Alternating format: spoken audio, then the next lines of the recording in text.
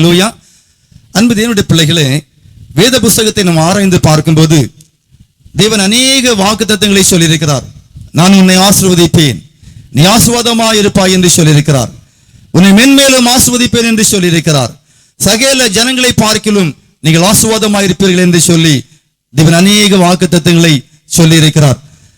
எல்லாம் இந்த வாக்குத்தத்தங்களை நம்பி விசுவாசித்து ஜெபித்தார்களோ அத்தனை பேரும் அந்த வாக்குத்தத்தங்களை தன்னுடைய வாழ்க்கையில் சுதந்திரித்திருக்கிறார்கள்.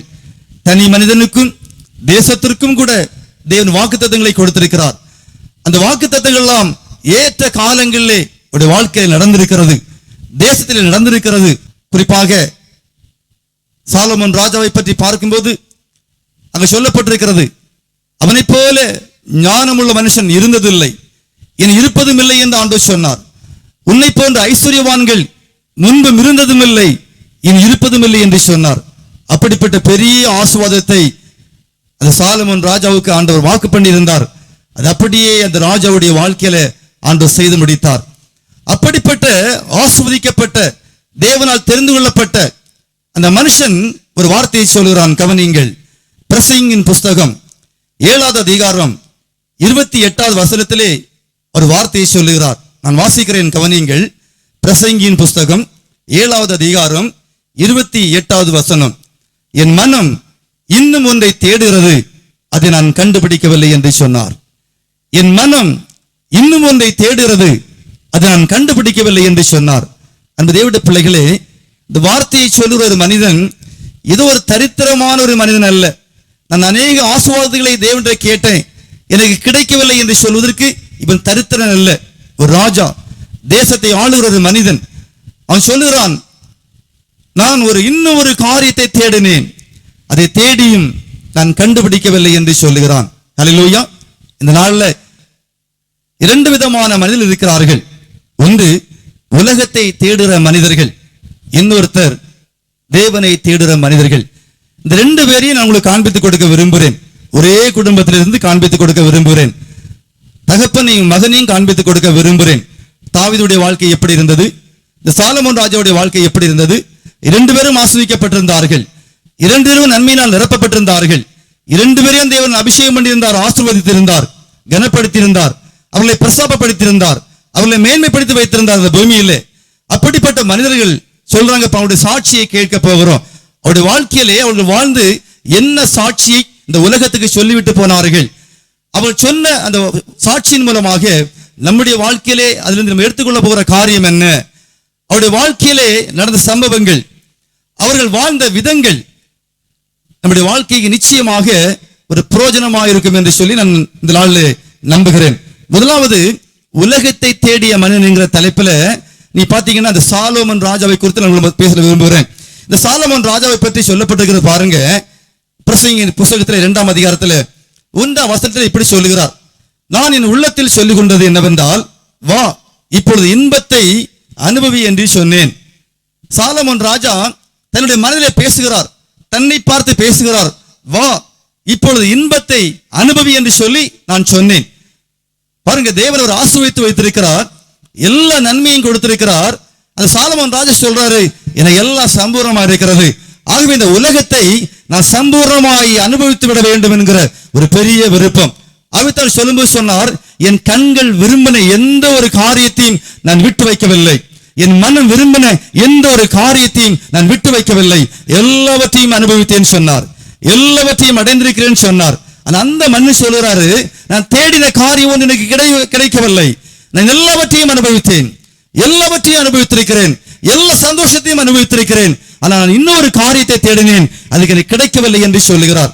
அந்த 3 வசனம் சொல்றாரு பாருங்க, என் தேகத்தை மதுபானத்தினால் சீராட்டி கொண்டிருந்தேன், எப்பொழுதும் மதுனாலே மயங்கி போயிருந்தேன், மதிமயங்கி போயிருந்தேன் என்று சொல்லுகிறான். அல்லேலூயா. தேவனால் ஆசீர்வதிக்கப்பட்ட மனிதன், தேவனால் தெரிந்து கொள்ளப்பட்ட மனிதன், தேவனை உயர்த்தி வைத்திருக்கிறார், ஆசீர்வதித்து வைத்திருக்கிறார். அவர் பெற்ற அந்த ஆசீர்வாதத்தை எதற்காக பயன்படுத்துகிறான் பாருங்க, இந்த உலகத்திலே சந்தோஷமாக சுகபோகமாய் வாழ்வதற்காக அதை செலவிடுகிறான், மதுபானத்தினாலே மயங்கி இருக்கிறான் என்று சொல்லுகிறான். பெருமையா சொல்றான். அந்த 4ஆம் வசனம் சொல்றாரு பாருங்க, நான் பெரிய வேலை செய்தேன், எனக்காக வீடுகளை கட்டினேன், அரண்மனைகளை கட்டினேன், பெரிய வேலை செய்கிறேன்னு சொல்றான். அல்லேலூயா. என்னை ஆண்டவர் ராஜாவை வைத்திருக்கிறார், என்னை ஆசீர்வதித்து வைத்திருக்கிறார், என்னை பெரிய ஞானியை வைத்திருக்கிறார் அவர் சொல்லி தன்னை பெருமைப்படுத்துறான். எவ்வளவு பெரிய வேலை பாருங்க, எனக்கு எவ்வளவு பெரிய வேறு பாருங்க, எவ்வளவு பெரிய மேன்மை பாருங்கன்னு சொல்லி தேவன் கொடுத்த அந்த ஆசீர்வாதத்தை குறித்து சந்தோஷமாய் பெருமைப்பட்டுக் கொள்ளுகிறான். ஹல்லேலூயா. 5 வசனம் சொல்றாரு பாருங்க, எனக்காக தோட்டங்களையும் சிங்கார வனங்களையும் நான் உண்டாக்கி கொண்டேன். ஹல்லேலூயா. அழகான தோட்டங்கள், அழகான தோட்டங்களை உண்டாக்கி அங்கே உலாவுகிறார், சந்தோஷமா இருக்கிறார், எப்பொழுது மகிழ்ச்சியா இருப்பதை விரும்புகிறார். ஹல்லேலூயா. நம்முடைய வாழ்க்கையில கூட எல்லாருக்கும் இதுதான் ஆசை, ஆண்டவரே எப்போ நான் சந்தோஷமா இருக்கணும், எப்போ நான் மகிழ்ச்சியா இருக்கணும், நான் கேட்கறதெல்லாம் தந்துகிட்டே இருக்கணும், என் வாழ்க்கையில எந்த குறைவும் இருக்கக்கூடாது, நான் எப்போ ஆசீர்வாதமா இருக்க வேண்டும் ஆண்டவரேன்னு சொல்லி நாமும் கூட ஜெபிக்கிறோம். அதே போலதான் இந்த சாலமோன் ராஜாவும் ஜெபித்துக் கொண்டிருக்கிறார். 6 வசனம் சொல்றாரு பாருங்க, குளங்களை உண்டு பண்ணினேன். ஹல்லேலூயா. நீச்சல் குளம் விவசாயத்துக்கு மட்டும் இல்ல, குளங்களை கட்டி அங்க ரொம்ப நீராடி சந்தோஷமா உல்லாசமா வாழ்ந்து கொண்டிருக்கிறார். உல்லாசமான ஒரு வாழ்க்கை. 7 வசனம் சொல்றாரு, அநேக வேலைக்காரர்கள் இருக்கிறார்கள், அநேக ஆடு மாடுகள் இருக்கிறது, அநேக ஆஸ்திகள் இருக்கிறது, திரண்ட ஆசீர்வாதம் இருக்கிறது. 8 வசனம் சொல்றாரு, வெள்ளி தங்கம் பொன் எல்லாம் குவிந்து போயிருக்கிறது, ஒரு குறைவுன்னு சொல்றாரு, ஒரு குறைவும் இல்ல. ஹல்லேலூயா. ஹல்லேலூயா. பாருங்க 8 வசனம் திரும்ப சொல்றாரு, இன்பமான பலவிதமான வார்த்தைகளை சம்பாதித்தேன். அந்த ராஜாவை சாலமோன் ராஜாவை சுற்றி உட்கார்ந்து இசை வாசித்து அவரை சந்தோஷப்படுத்துவதற்கு அநேக இசைக்கருவிகளை மீட்டுறவங்க அநேகர் இருக்கிறாங்க. ஹல்லேலூயா. அப்படி இன்பமாக சுகபோகமாய் வாழ்ந்து கொண்டிருக்கிறான். நான் ஏன் இதை சொல்றேன்னா, முன்னுரையாக சொல்றேன், நல்லா கவனிக்கணும். ஏன்னா தேடி கண்டுபிடிக்கலன்னு சொன்னார், நான் தேடுறது கிடைக்கலன்னு சொன்னார். ஆனா இதெல்லாம் சொல்றாரு, எல்லாம் இருக்குது, எல்லாம் இருக்குதுன்னு சொல்றாரு. 9 வசனம் சொல்றாரு பாருங்க, எல்லாரை பார்க்கலும் நான் பெரியவனும் திரவிய சம்பந்தமா இருக்கிறேன். எல்லாரும் பார்க்கலும் பெரியவன். இந்த உலகத்துல இன்னைக்கு கொஞ்சம் வசதி இருந்தா போதும், உலகத்துல நம்ம எப்படி காண்பிக்க விரும்புறோம், நான் பெரியவன், நான் பெரிய ஆளு, என் கிராமத்துல நான் தான் பெரிய ஆளு, நான் வாழ்ற தேசத்துல நான் தான் பெரிய ஆளு, அப்படி காண்பிப்போம். அது சொல்றது பாருங்க, சொல்லி காண்பிக்கிறாரு. ஹல்லேலூயா. தேவன் ஆசீர்வதித்து வைத்திருக்கிறாரு, நான் பெரிய ஆளா இருக்கிறேன் அப்படி சொன்னார். ஹல்லேலூயா. சொல்லிவிட்டு அந்த 10 வசனம் சொல்றாரு பாருங்க, என் கண்கள் இச்சித்தவைகளில் ஒன்றையும் நான் அவைகளை தடை பண்ணவில்லை, என் இதயத்திற்கு சந்தோஷத்தையும் நான் வேண்டாம் என்று விலக்கவில்லை, நான் செய்த முயற்சியெல்லாம் என் மனம் மகிழ்ச்சி கொண்டிருந்தது, இதுவே என் பிரயாசங்கள் எல்லாவற்றிலும் கிடைத்த பலன். சொல்றாரு, எப்போ சந்தோஷமா இருந்தேன், மதிமயங்கி போயிருந்தேன், மதுபானத்தினால எப்போ என்னை சீராட்டி கொண்டிருந்தேன், எப்போ உற்சாகமா இருந்தேன், எப்போ சந்தோஷமா இருந்தேன், எப்பொழுது மகிழ்ச்சியா இருந்தேன்னு சொன்னார். பாருங்க, எல்லாம் ஒரு குறைவில்லாத இன்பமான வாழ்வு, குறைவில்லாத வாழ்வு, எல்லாவற்றையும் அனுபவிக்கிற ஒரு வாழ்வு, ஆடம்பரமான ஒரு வாழ்வு. ஹல்லேலூயா. சரியாக சொல்ல வேண்டும் என்று சொன்னால், உலக நன்மைகளால, உலக ஆசீர்வாதங்களால, உலக பதவிகளால மதிமயங்கி போயிருந்த ஒரு மனுஷன். ஹல்லேலூயா. அவருக்கு கிடைக்காத ஆசீர்வாதம் என்ன தெரியுமா? ரட்சிப்பின் சந்தோஷம் அவருக்கு இல்லை, நித்திய வாழ்வை குறித்த நம்பிக்கை அவருக்கு இல்லை, இந்த ரெண்டும் அவனுக்கு இல்லை. ஹல்லேலூயா. நல்ல புரிஞ்சுக்கணும், உலகத்துல எல்லாம் இருந்த தேவனுடைய பிள்ளைகளே, ஒரு குறையும் இல்லை. நான் எல்லாவற்றையும் சம்பாதித்திருக்கிறேன்னு சொன்னார், எல்லா ஆசீர்வாதமும் இருக்குதுன்னு சொன்னார். ஆனா 2 காதை சொல்றாரு, ரட்சிப்பின் சந்தோஷம் எனக்கு இல்லை, பாவ மன்னிப்பின் நிச்சயம் எனக்கு இல்லை, தேவனுடைய பிள்ளை என்கிற நம்பிக்கை எனக்கு இல்லை, நான் நீதிமான்ங்கிற நம்பிக்கை எனக்கு இல்லை என்று சொன்னார். இந்த செய்தியை நான் முடிக்கும் போது நீங்கள் அதை புரிந்து கொள்வீர்கள். அன்பு தேவனுடைய பிள்ளைகளே, நித்திய வாழ்வை குறித்த நம்பிக்கையும் அவருக்கு இல்லை, அவரே அதை வெளிப்படுத்துகிறார். அதுதான் இந்த நாட்களில் தியானிக்க போகிறோம். இப்ப இந்த ரட்சிப்பின் சந்தோஷம் போயிட்டு, சமாதானம் போயிட்டு, மன நிம்மதியும் போயிட்டு. அல்லேலூயா. எந்த மனிதனுடைய வாயினால எல்லாம் இன்னைக்கு இருக்குது இருக்குது இருக்குது, இன்பமா இருக்கிறேன், சந்தோஷமா இருக்கிறேன், மகிழ்ச்சியா இருக்கிறேன்னு சொன்னாரோ, அந்த ஐஸ்வர்யவான் தான் சொல்றான், அந்த ஆஸ்வதிக்கப்பட்ட மனுஷன் தான் சொல்றாரு, நான் தேடினது எனக்கு கிடைக்கல. அது எப்ப உணர்ந்தார்னு சொன்னா, கைவிடப்பட்ட சூழ்நிலை உணர்ந்தார். முதல்ல உணர்ந்திருக்கணும், முதல்ல அறிவடைந்திருக்கணும், முதல்ல ஆண்டவரை தேடி இருக்கணும். அல்லேலூயா. அந்த எல்லா காலங்கள் கடந்த பிறகுதான் அதை யோசித்தார். அல்லேலூயா. பாருங்க, இப்போது ஒரு இழந்து என்ன தெரியுமா? மன நிறைவு போயிட்டு, மன நிறைவு போயிட்டு, இன்னும் இன்னும் இன்னும் என்கிறார். எவ்வளவு கல்யாணம் பண்ணிட்டாரு, இன்னும் ஒரு ஸ்திரியை நான் விரும்புற மாதிரி கண்டுபிடிக்க, திருப்தியற்ற வாழ்க்கை, எல்லாம் இருக்குன்னு சொல்றாரு, சம்பூர்ணமா இருக்குன்னு சொல்றாரு. ஆனா இன்னும் இன்னும் இன்னும் திருப்தியற்ற ஒரு வாழ்க்கை, மன நிம்மதி இல்லை. தப்பு பண்ணிட்டோம், அவர் புரியுது, தப்பு பண்ணிட்டோம். ஏன்னா ஆண்டவர் எச்சரித்திருந்தார். 2 முறை சாலமோன் ராஜாவை சந்தித்து ஆண்டவர் எச்சரித்தார்னு சொல்லி வேதத்தில் வாசிக்கிறோம். 2 முறை சந்தித்தார். அது சொன்னார், நீ திருமணம் செய்கிற அந்த மனைவியின் நிமித்தமாக நீ விழுந்து போவாய்.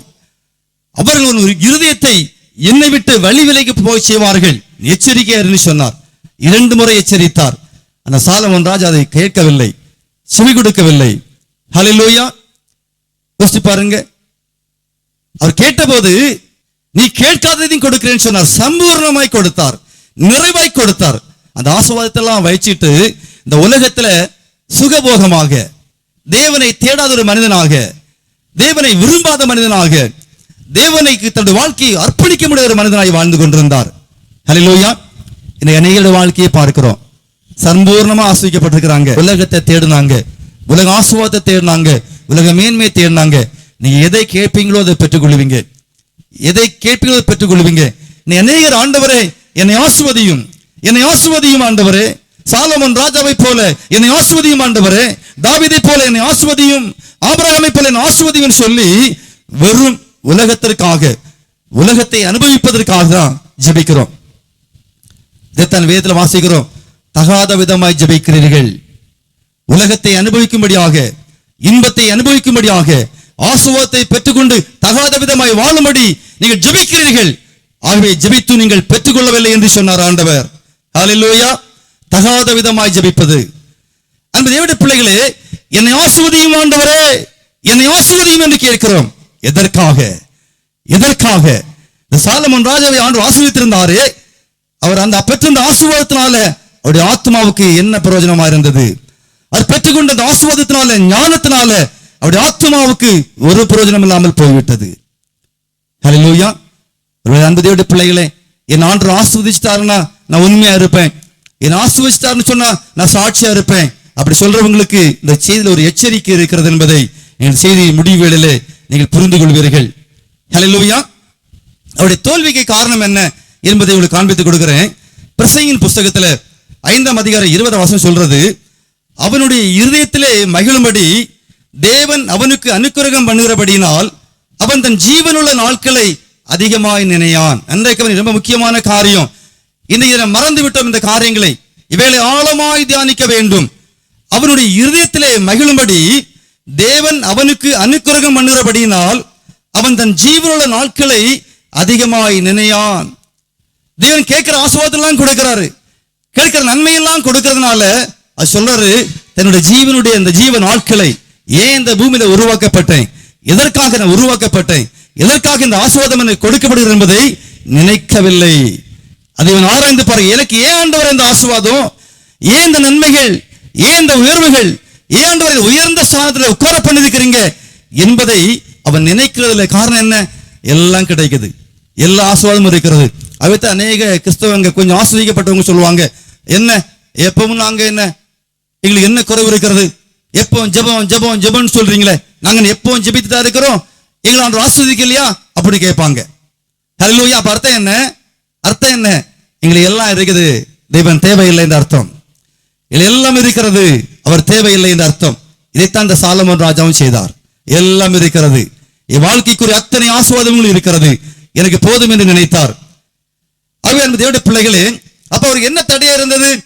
அவர் விரும்பினதெல்லாம் கிடைத்ததா அவருக்கு தடை. நம்ம நினைக்கிறோம் கேட்கறதெல்லாம் பெற்றுக்கிட்டோம்னு சொன்னா சந்தோஷமா இருக்கலாமே, மகிழ்ச்சியா இருக்கலாமே. அநேகர் என்ன சொல்லுவாங்க, பிரதர் என் ஆண்டவர் ஆசீர்வதித்தான் நான் தேடுவேன், அவரை என் ஆசீர்வதித்தான் அவரை தேடுவேன், ஒரு வேலை கொடுத்தா நான் அவரை தேடுவேன், நான் கேட்கிற நன்மையான தந்தர் சொன்னா இன்னைக்கே வாழ்க்கை ஒப்பு கொடுப்பேன்னு சொல்லுவாங்க. அது ஒருபோதும் நடக்காது, அது ஒருபோதும் நடக்காது. அன்பு தேவனுடைய பிள்ளைகளே, அவர் சொல்றாரு பாருங்க, எனக்கு பெரிய ஞானம் இருந்தது, பெரிய ஞானம் இருந்தது சொன்னார்.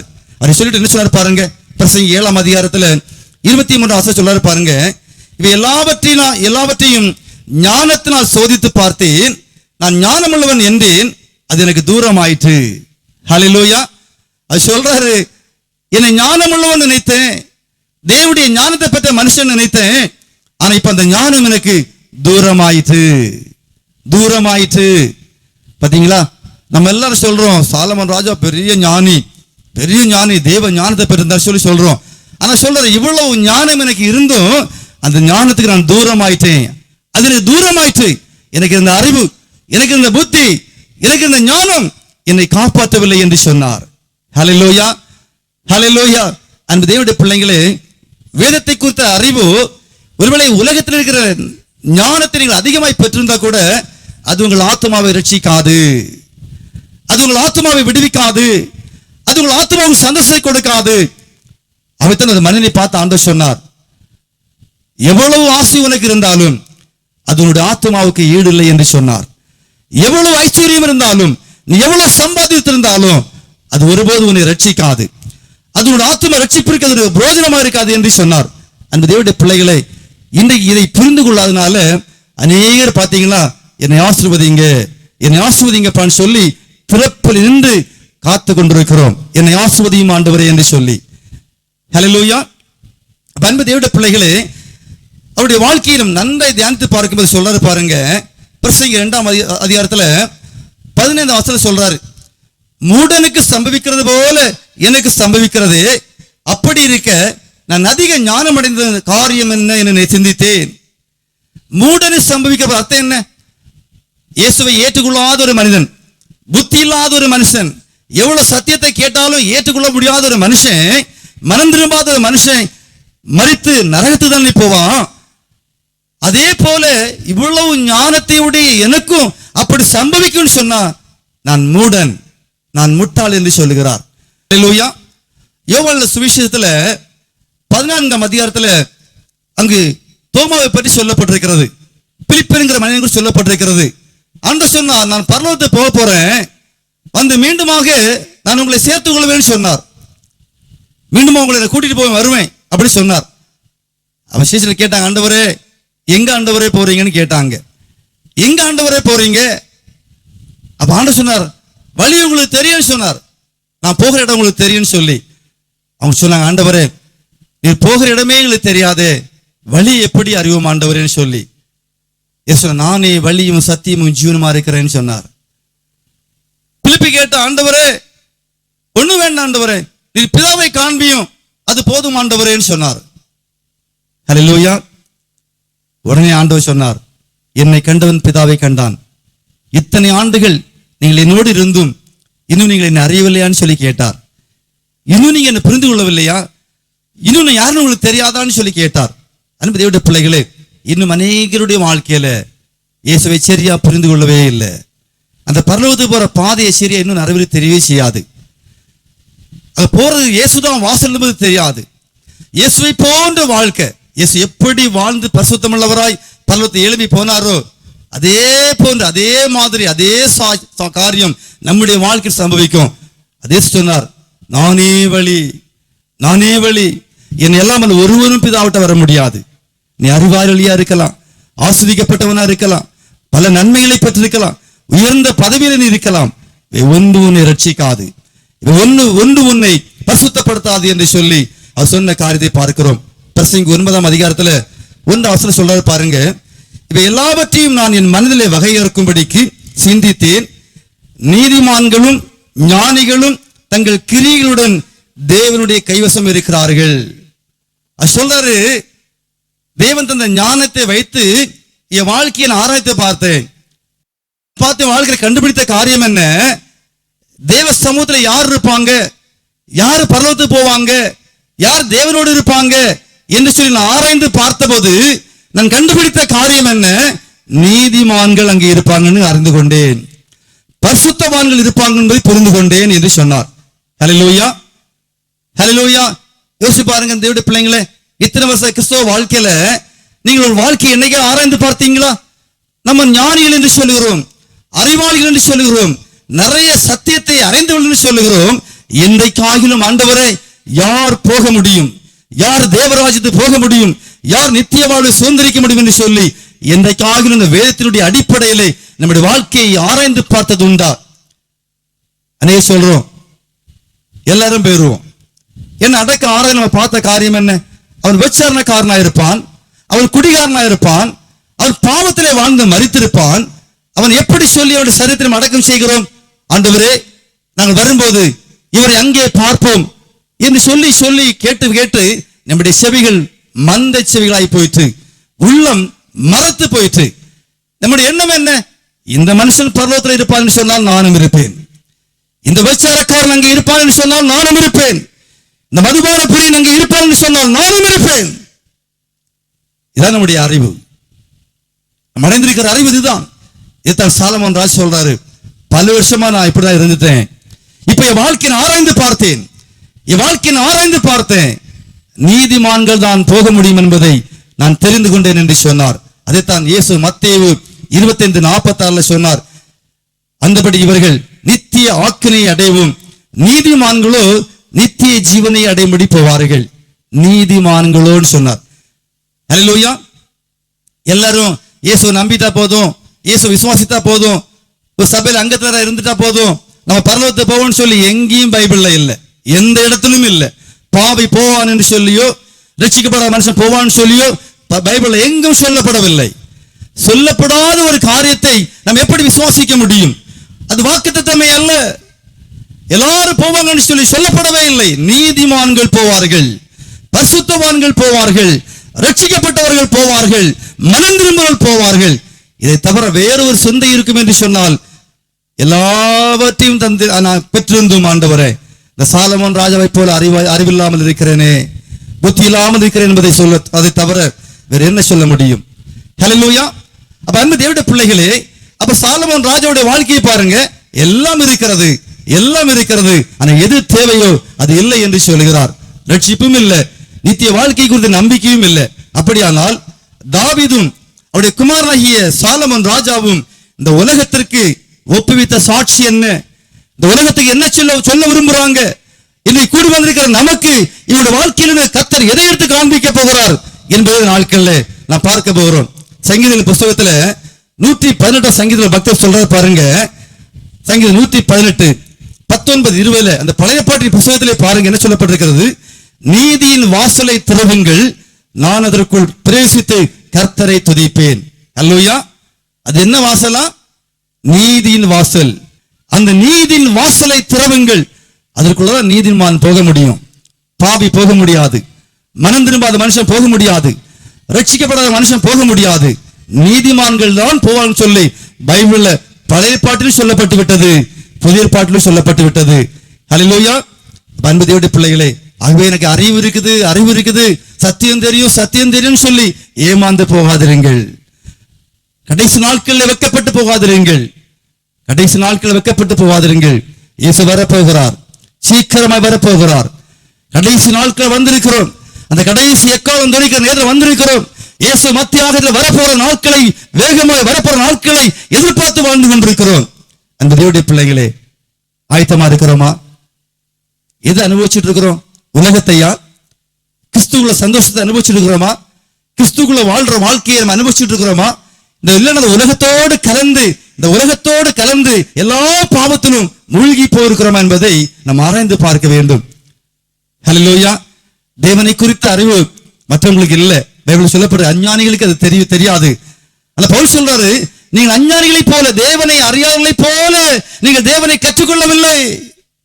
நம்முடைய தேவன் யார் என்பது தெரியும், அவர் எப்படிப்பட்டவர் தெரியும், அவர் சேவிக்கிறவர்கள் எப்படி இருப்பாங்கன்னு நமக்கு தெரியும், யார் போவாங்கன்னு தெரியும், போகாவிட்ட நம்முடைய நிலைமை என்னன்னு தெரியும்.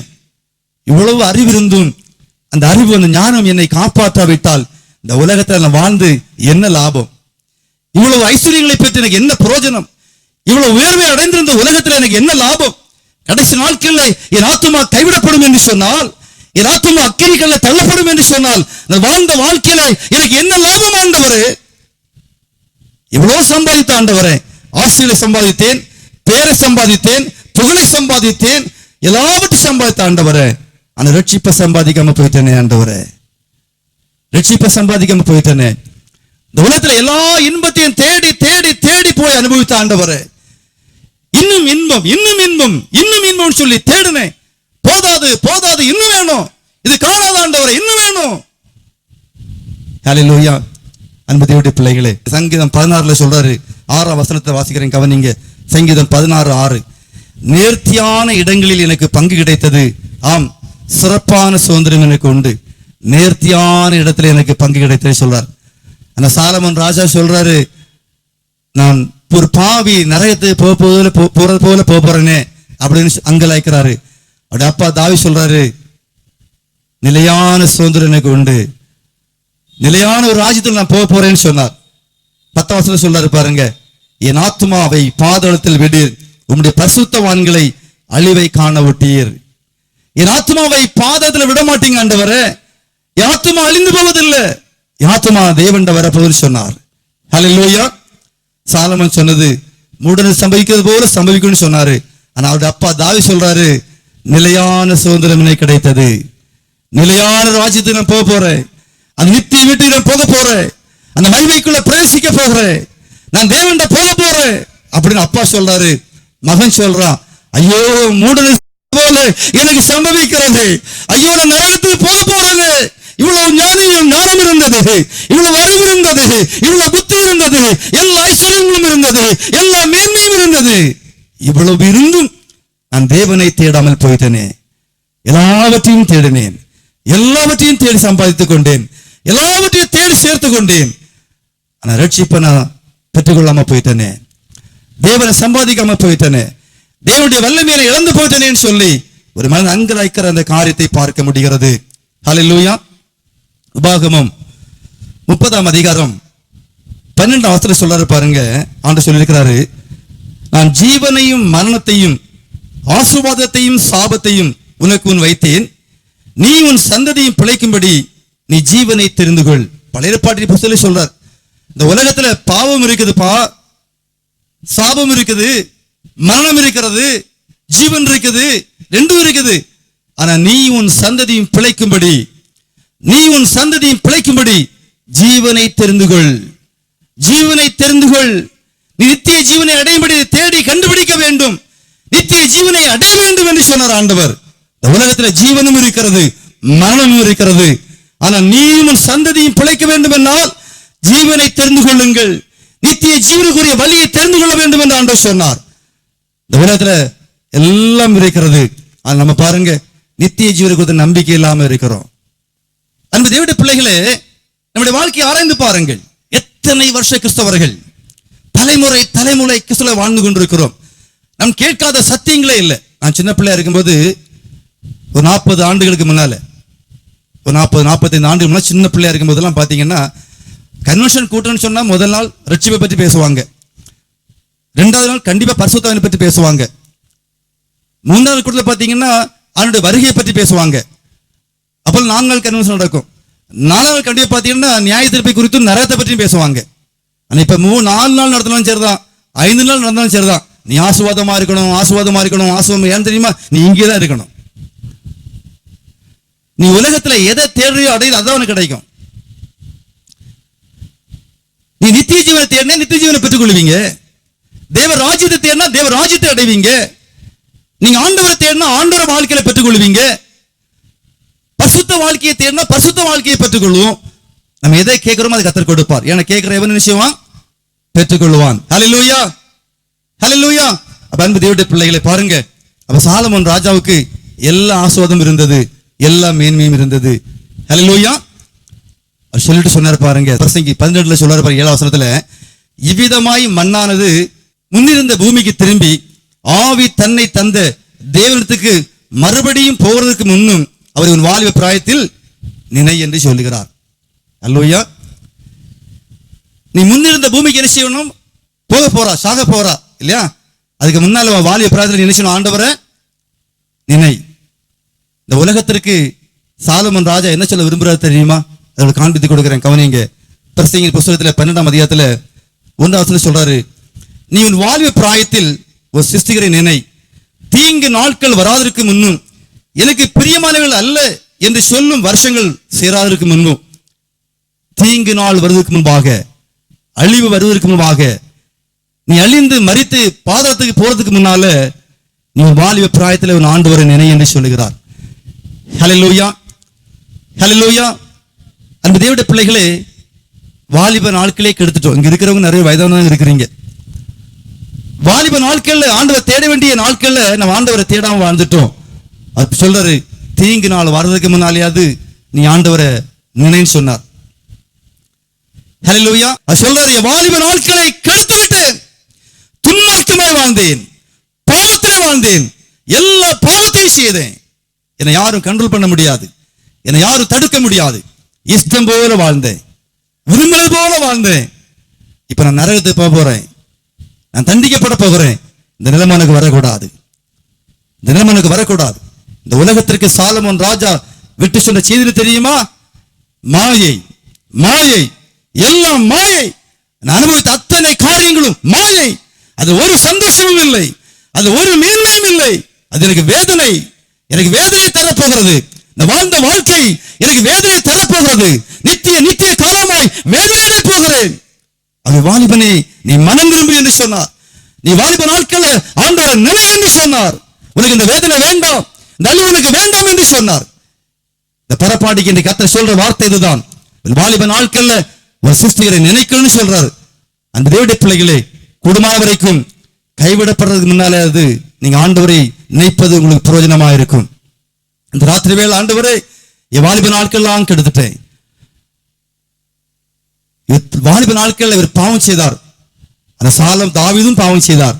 அந்த தாவீது கதறினார், ஆண்டவரே, என் வாலிப நாட்களில் பாவத்தை நினையாதிரும் ஆண்டவரே, என்னை மன்னித்து விடும்.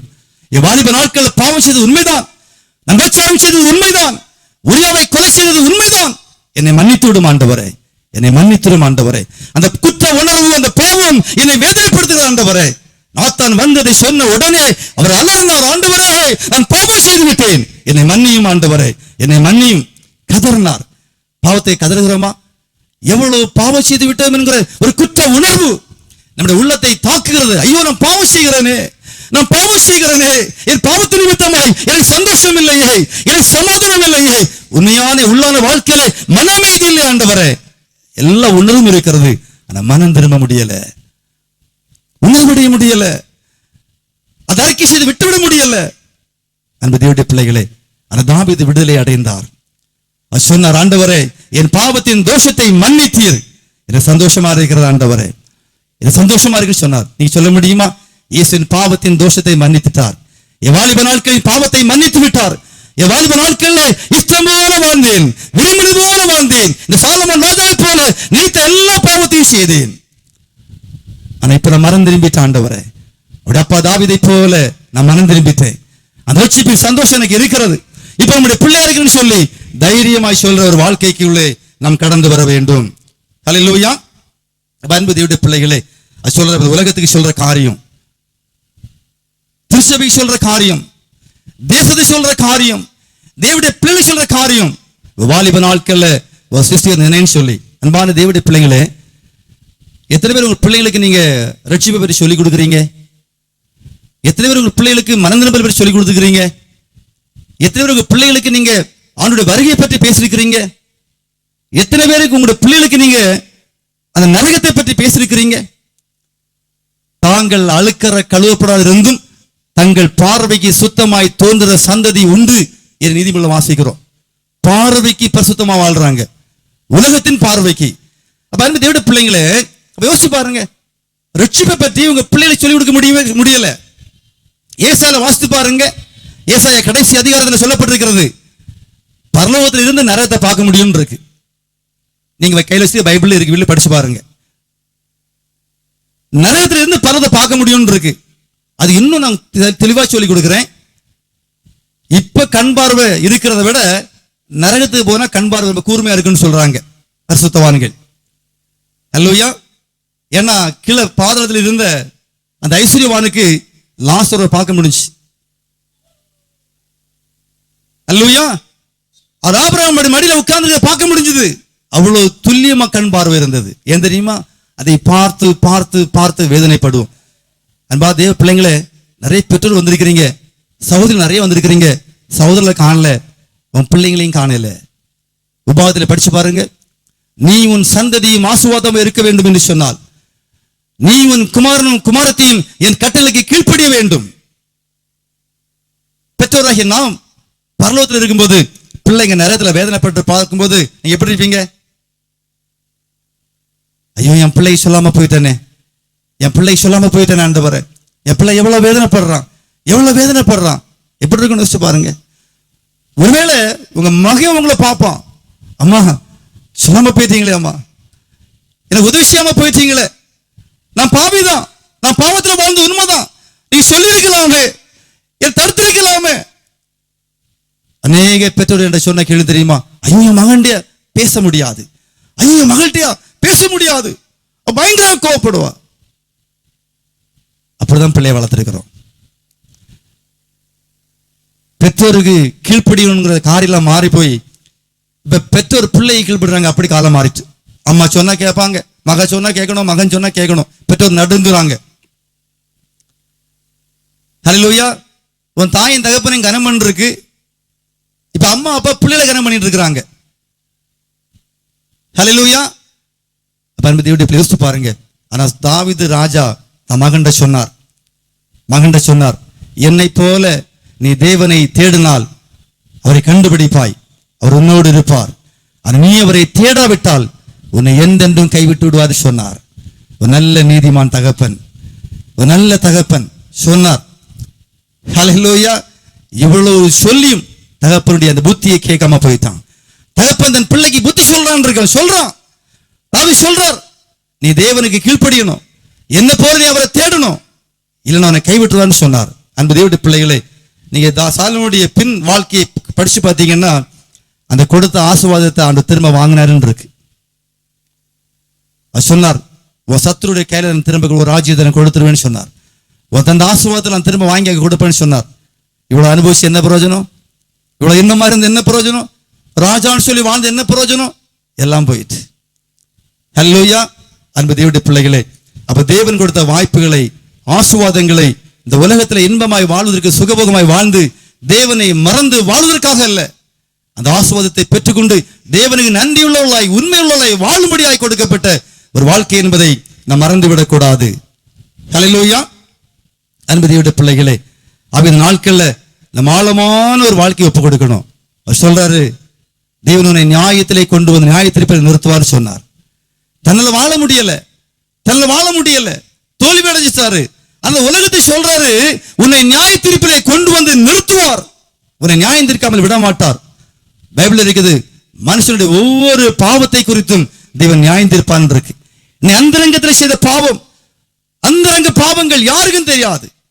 கணவன் யாரையோ ஒருத்தைய நேசிச்சுட்டு இருக்கிறான், அது மனைவிக்கு தெரியாது. மனைவி யாரையோ ஒருத்தர் நினைச்சிட்டு இருக்கிறான், அது புருஷனுக்கு தெரியாது. ஆனா ஒரு நாள் வரும், இயேசு வருவார், சிங்காசனத்தில் உட்கார்ந்து இருப்பார், நம்ம எல்லாருக்கும் நினைப்போம். அந்த நாட்களிலே நம்முடைய அந்தரங்க பாவங்கள் வெளிப்படுத்தப்படும் இருக்கு. வெட்கி தலை குனிந்து அவமானப்படுகிற ஒரு நாள் வரப்போகிறது. அது மப்பும் மந்தாரமும் நிறைந்த நாள், அது வேதனை உள்ள நாள் வரப்போகிறது என்று ஆண்டவர் சொன்னார். அதைத்தான் சாலமன் ராஜா சொல்றாரு, வரப்போகிறது, நியாயத்தீர்ப்பு வரப்போகிறது, இயேசு வரப்போகிறான்னு சொன்னார். நீ பாவம் பெருகி போயிட்டு அன்பு தேவனுடைய பிள்ளைகளே, தேவனுடைய பிள்ளைகளுடைய மத்தியில தான் தேவன் தம்முடைய நியாய தீர்ப்பை துவங்க போறார் என்பதை நீ மறந்து விடக்கூடாது. தேவனை அறியாத ஜனங்கள் மத்தியில் இல்ல நம்ம நினைக்கிறோம் தேவன் நம்மளை நியாயம் தீர்ப்பார் சொல்லி அவங்களும் சொல்லிட்டு இருக்கிறோம். அவன் சொன்னா, இல்லை, என் சபை நடுவிலே, என் பிள்ளைகள் நடுவிலே, என் சுயரத்தை சம்பாதிக்கப்பட்ட அந்த சபையில்தான் என் நியாய தீர்ப்பை துவங்குன்னு சொன்னார். அவை தான் சொன்ன, வாலிப நாட்கள்ல உன் சிஸ்டரை நினை என்று சொல்கிறார். நாட்கள் முடிவதற்கு முன்பாக, உன் காலம் முடிவதற்கு முன்பாக உன் ஆண்டவரை நினை என்று சொன்னார். அன்பு தேவனுடைய பிள்ளைகளே, ஹல்லேலூயா. எத்தனை ஆயத்தமா இருக்கிறீங்க இன்னைக்கு? ஆண்டவரே, நான் நித்திய ஜீவனை பெற்றுக்கொள்ளணும், ஆண்டவரே நான் நித்திய ஜீவனை பெற்றுக்கொள்ளணும்னு சொல்லி உண்மையாகவே அந்த விருப்பம் இருந்து சொன்னா ஆண்டவர் உங்களுக்கு கொடுப்பார்.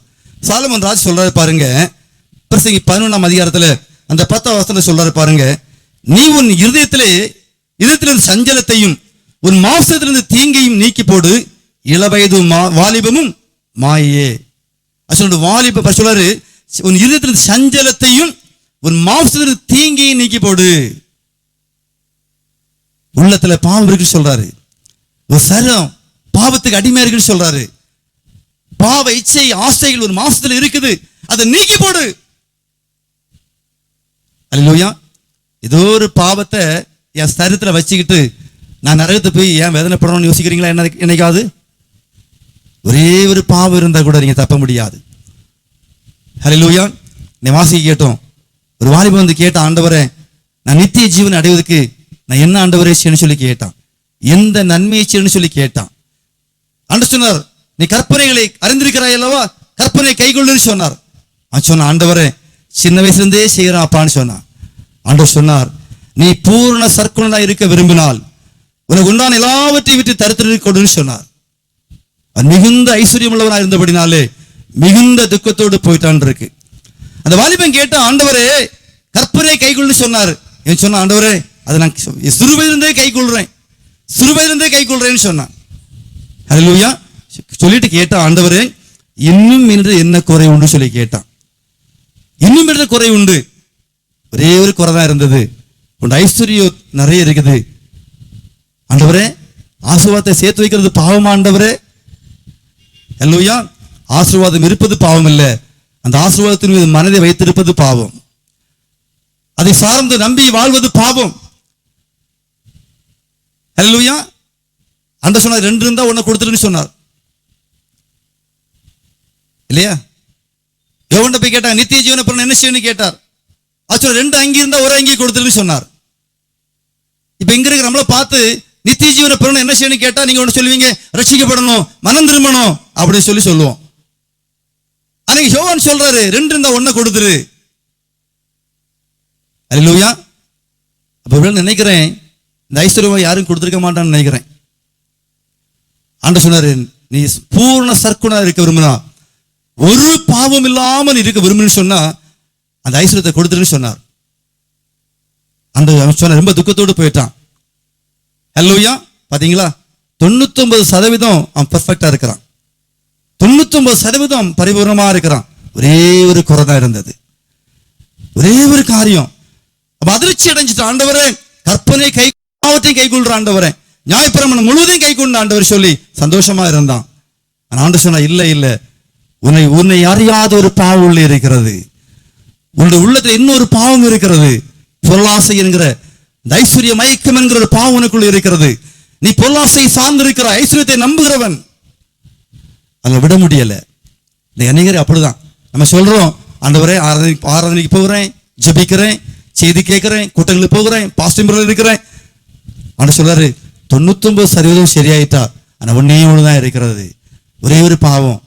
உங்களை தேடி நீங்கள் ஆராய்ந்து பாருங்கள், அது எந்த பாவம் ஆண்டவரே? ஒரே ஒரு பாவத்திற்காக நான் நரகத்துக்கு போகணும் ஆண்டவரே, ஒரே ஒரு பாவத்திற்காக நான் கைவிடப்பட வேண்டும் ஆண்டவரே, அந்த ஒரே ஒரு பாவத்தையும் ஆண்டவரே அந்த நித்திய வாழ்வுக்காக நான் விட்டுவிட ஆயத்தம் ஆண்டவரே.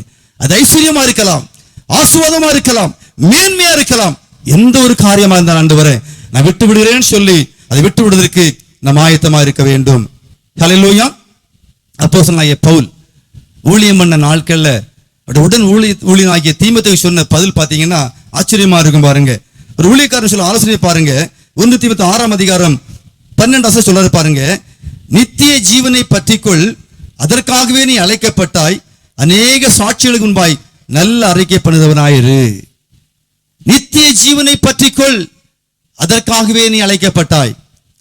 நான் முதல்ல சொன்னேன், நிறைய வாக்குத்தத்தங்கள் கொடுக்கப்பட்டு சொன்னேன், நிறைய வாக்குத்தத்தங்கள். நீ 1 யோவான் 2 படிச்சு பார்த்தீங்கன்னா, நித்திய ஜீவனை அளிப்பேன் என்பதே அவர் நமக்கு செய்த வாக்குத்தத்தம். அல்லேலூயா. தேவன் நமக்கு செய்த வாக்குத்தத்தம் என்னது? நித்திய ஜீவனை தருவேன் என்பதே. ஆண்டவரை இயேசு கிறிஸ்துவை அறிந்தவர்கள் ஏற்றுக்கொண்ட அத்தனை பேருக்கும் இந்த கிருபை நாட்களில் வாழ்ற நமக்கு தேவன் கொடுத்த வாக்குத்தத்தம் நித்திய ஜீவனை அளிப்பேன் என்பதே அவர் நமக்கு கொடுத்த வாக்குத்தத்தம். நம்ம இன்னைக்கு எதை தேடிட்டு இருக்கு தெரியுமா? அந்த பழைய ஏற்பாட்டின் ஆசீர்வாதத்தை கேட்டுட்டே இருக்கிறோம். என் ஆசீர்வதிப்பேன்னு சொன்னீங்களா ஆண்டவரே, என் ஆசீர்வதிப்பேன்னு சொன்னீங்களே, உன்னை மென்மேலும் ஆசீர்வதிப்பேன்னு சொன்னீங்களே சொல்லி உலக ஆசீர்வாதத்தை கேட்டிருக்கிறோம். நீங்க அவர் சொல்றாரு, தீமோத்தேயுவே நீ ஏன் அழைக்கப்பட்டாய் தெரியுமா? ஆசீர்வாதத்தை பெற்றுக்கொள்வதற்காக அல்ல, நித்திய ஜீவனை பெற்றுக்கொள்வதற்காக. தேவனுக்கு நித்திய ஜீவனை தர விரும்புகிறார், நித்திய ஆசீர்வாதத்தை தர விரும்புகிறார், நித்திய காலமாய் வாழக்கூடிய அந்த ஆசீர்வாதத்தை தர விரும்புகிறார். அதை நீ பெற்றுக்கொள்ள வேண்டும் சொல்லுகிறார். அதை அடையும்படி நாடு, அதை நீ தேடு என்று சொல்லுகிறார். இந்த நாட்கள் தேவனுடைய பிள்ளைகளே, ஒரே ஒரு வாழ்க்கை ஆண்டவரே, இந்த உலகத்துல ஒரே ஒரு வாழ்க்கை, அந்த ஒரு வாழ்க்கையில நான் நித்திய ஜீவனை தேடி கண்டுபிடிச்சிட்டேன்னு சொல்லிங்கன்னா, இந்த உலக வாழ்க்கையை முடிக்கும் போது நான் தேடுனதை கண்டுகொண்டேன், நான் தேடுனதை பெற்றுக்கொண்டேன்னு சொல்லி தைரியமா வாழ்க்கையை முடிக்க முடியும். இல்லை என்று சொன்னால் அநேகர் இந்த நாட்கள்ல, கடைசி நாட்கள்ல மரிக்கும் போது வேதனைப்பட்டு பலவிதமான பாவத்தோடு கூட மரிப்பதை பார்க்க முடிகிறது. சாலமோன் ராஜா சொல்றாரு, எல்லாவற்றையும் பெற்றுக்கொண்ட ஆண்டவரே, ஆனா ரட்சிப்பின் சந்தோஷத்தை பெறாம போயிட்டேனே, அப்படி சமாதானத்தை பெற்றுக்கொள்ளாம போயிட்டேனப்பா, ஆத்தும ரட்சிப்போடாம போயிட்டேன் ஆண்டவரே.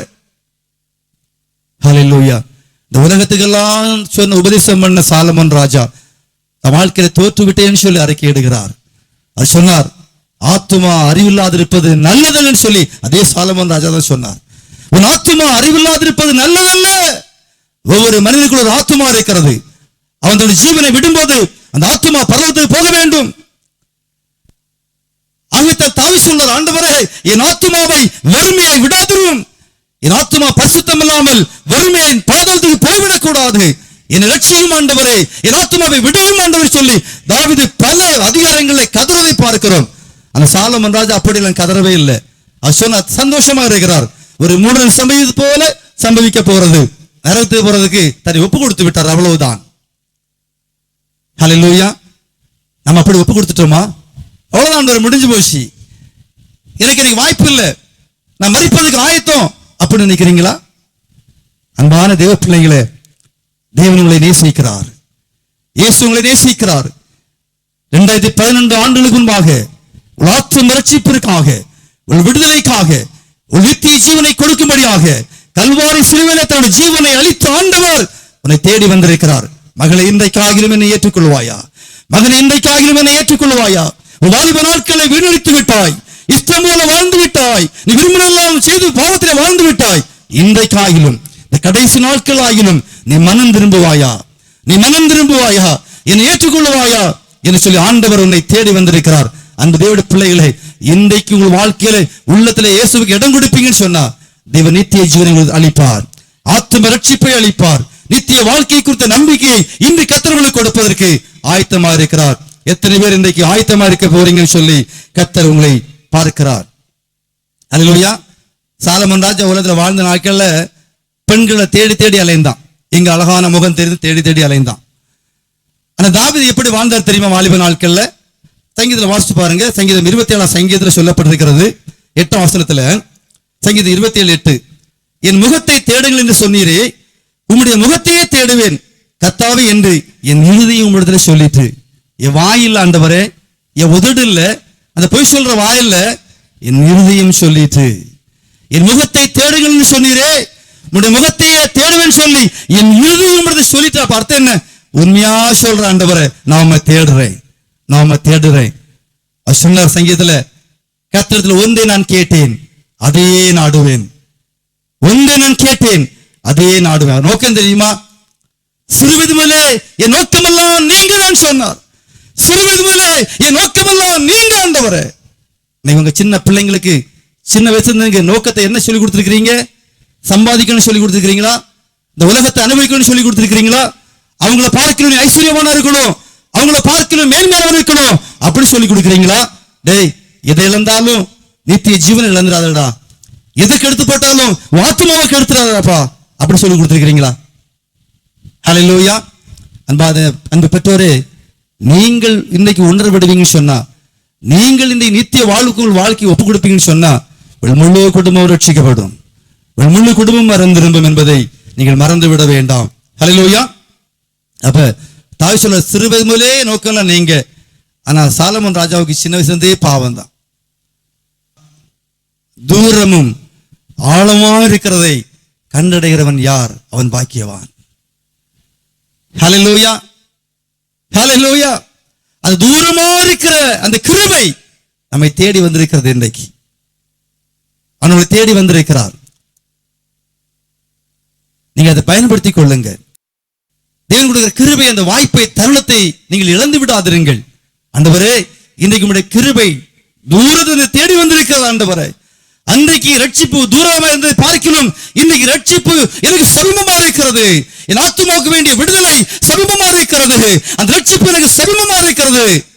ஒரே ஒரு வார்த்தை, இயேசுவே என் உள்ளத்துல வாரும், இயேசுவே என் உள்ளத்துல வாரும். ஆண்டவரே, என் வாலிப நாட்களில் பாவத்தை இன்றோடு விட்டு விடுகிறேன்.